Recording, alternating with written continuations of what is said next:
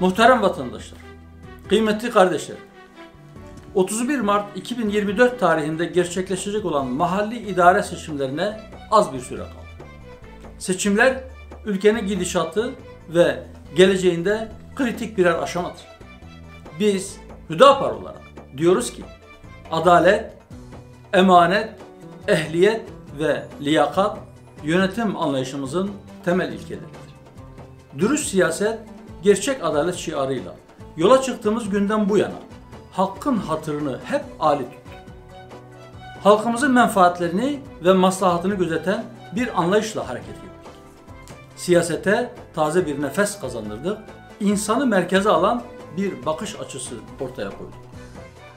Halkımızın maddi ve manevi kalkınmasında yerel yönetimlerin önemi elbette büyüktür. Bu anlamda Hazreti Yusuf, beni ülkenin hazinelerinin başına tayin et. Çünkü ben çok iyi korurum ve bu işi bilirim demişti. Bizler de onun gibi diyoruz ki bize yetki verin ve Allah'ın izniyle biz bu emaneti hem korur hem de en iyisini yaparız.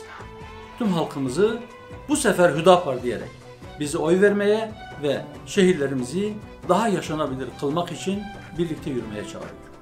Allah'ın selamı, rahmeti ve bereketi üzerinize olsun.